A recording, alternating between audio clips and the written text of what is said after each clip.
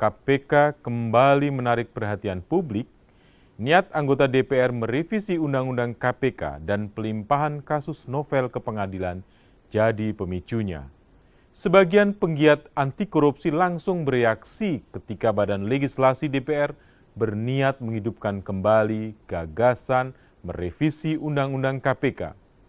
Seperti dikutip harian ini, politisi Partai Demokrasi Indonesia Perjuangan, Masinton Pasaribu mengatakan pihaknya akan membawa naskah akademis dan draft rancangan Undang-Undang KPK yang sudah mereka rumuskan Oktober 2015 lalu.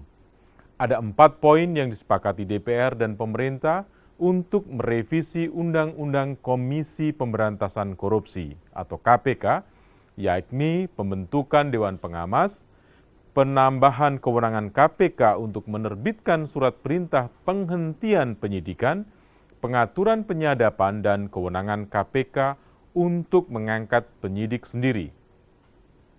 Rencana DPR merevisi Undang-Undang KPK dibaca publik sebagai upaya melemahkan KPK. Pemahaman itu tak bisa disalahkan karena hasrat melemahkan KPK memang selalu ada. Undang-Undang KPK termasuk undang-undang yang berulang kali dimintakan uji materi ke Mahkamah Konstitusi dan diusulkan untuk direvisi. Pelemahan KPK itu berjalan sejak pemilihan pimpinan KPK, pelimpahan perkara novel Baswedan, dan revisi Undang-Undang KPK. Kita tentunya tak ingin menghalangi proses hukum, namun proses hukum terhadap novel dihadapkan pada rasionalitas publik. Novel terlanjur menjadi ikon pemberantasan korupsi.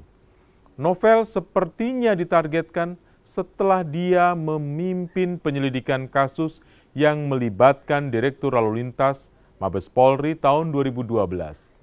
Peristiwa itu memicu ketegangan antara KPK dan Polri. Sejumlah penyidik Polri mendatangi KPK untuk menangkap Novel. Pada tahun 2012, Presiden Susilo Bambang Yudhoyono menegaskan waktu dan penegakan hukum terhadap Novel tidaklah tepat. Namun proses hukum terhadap Novel kembali berlanjut sampai sekarang. Presiden Joko Widodo pernah memerintahkan Kepala Polri untuk tidak menahan Novel Baswedan. Meskipun dalihnya adalah penegakan hukum, penuntutan terhadap Novel tetaplah memicu tanda tanya. Tuduhan penganiayaan yang dilakukan Novel tahun 2004 atau 12 tahun lalu. Saat itu Novel adalah Kepala Satuan Reserse Kriminal Polres Bengkulu berpangkat Inspektur 1. Ia naik pangkat menjadi komisaris.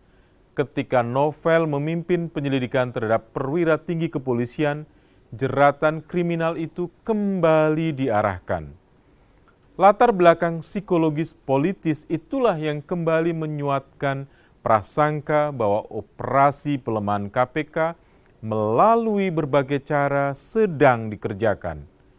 Bagaimana nasib pemberantasan korupsi di negeri ini berada di tangan Presiden Joko Widodo.